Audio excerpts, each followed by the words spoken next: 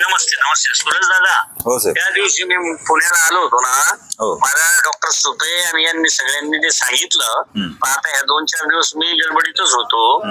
पण आम्ही तुमच्या बरोबर सगळेजण आहोत. हा. बैठक लावायचा विचार करतोय मी, कारण तो खूप मोठा एरिया आहे म्हणतात. हा करतोय साहेब कधी बैठक घेणार? मी आता तर 2 दिवस तर हिंगोलीला जाईल ना. हा. तिकडनं आल्यानंतरच आता कोणी येऊन काही सांगितलं का नाही, कोणी भेटलं का नाही? नाही साहेब, काल फक्त तहसीलदार प्रदूषण नियंत्रण मंडळाचे अधिकारी आले होते. तर आम्ही त्यांना काय म्हणलं, तर त्यांनी सांगितलं की येत्याचा 2-3 दिवस आम्ही बैठक घेतो. पण त्यांना म्हणलं बैठकीतून काहीतरी निर्णय द्या, फक्त बैठक घेण्यापेक्षा काहीतरी निर्णय द्या आम्हाला. सगळ्यात महत्त्वाची गोष्ट साहेब, आपल्या आदिवासी बांधवांचे हे सगळे जीवावर आलेले आहे. आज सगळा आपला पर्यटन तालुका आहे, तिथं सगळं सेन्सिटिव्ह झोन आहे, पेसा क्षेत्र आहे. आणि सगळं अचानकपणे आम्हाला समजते, एका पेपरद्वारे नोटीस आलं की असं अदानी कंपनी या ठिकाणी असा प्रकल्प करते. साहेब मी 4 दिवसापासून उपोषणाला बसलोय. ठीक आहे, माझ्या जीवाचं मला काही वाटत नाही, पण आपल्या आदिवासी बांधवांना आपल्याला न्याय द्यायचा आहे, एवढं फार मनापासून. मी कलेक्टरला बोलतो. कलेक्टर साहेबांना बोला. आमची एक समिती गेली होती साहेब कलेक्टर साहेबांना, त्यांना भेटून चर्चा करून आलेले आहेत. एकच मिनिट साहेब, आमच्या समितीचे आहे ना संजय साबळे म्हणून आहे, आपल्या सह्याद्री बचाव समितीचे आदिवासी बांधव, त्यांच्याशी फक्त बोला. नमस्ते साहेब. नमस्ते साबळे साहेब. हा साहेब. कलेक्टर काय म्हणत होते मग? साहेब आम्ही त्यांना सगळं सांगितलं, म्हणजे 5वा-6वा शेड्यूल पण त्यांना आम्ही समजून सांगितलं. त्याच्यानंतर पेसा ऍक्ट पण सांगितला. 2013च्या जमीन अधिग्रहणाचा त्यांनी आम्हाला रेफरन्स दिला.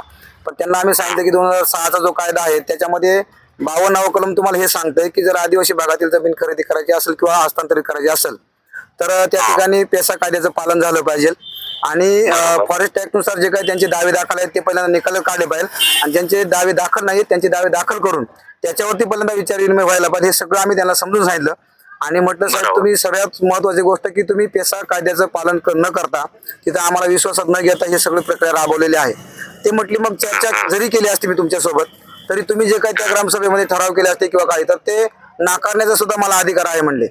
त्याच्यामुळं हो नाही आपले डुडी साहेब म्हटले असे ते म्हटले. तर म्हटलं साहेब तुम्ही जे बोलताय याला जो काय आधार आहे तुमचा 2000 मला वाटतं 9चं नोटिफिकेशन आहे केंद्राचं, पण म्हटलं त्याच्यानंतर पुन्हा 2014चं जे काही शासन आदेश आहे पेसा ऍक्टच्या संदर्भामध्ये तर त्याची अंमलबजावणी पण केली नाही म्हणलं गव्हर्नमेंटने. आणि त्याच्यामुळे तुम्ही आज जे बोलताय त्याला बेस तुमचा एक अर्धवटच बेस आहे तुमचा तो.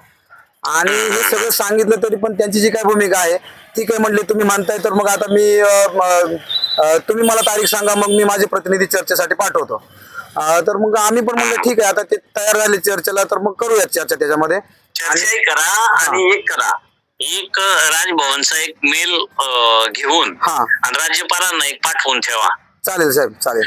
कारण आपण पेसाचे पालक हे तसे राज्यपाल आहेत. हो त्यांना पाठवलं घरी.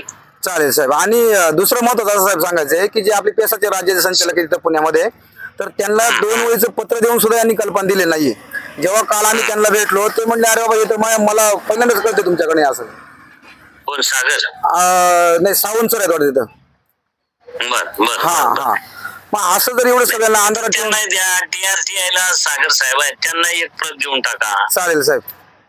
हो चालेल. मी करतो, मी माझ्या परीने करतो. चालेल राज्यपालांना पाठवा पण एक. हो चालेल साहेब. आणि तेवढं कलेक्टर साहेबांशी आता तुम्ही थोडस बोलतो. चालेल साहेब.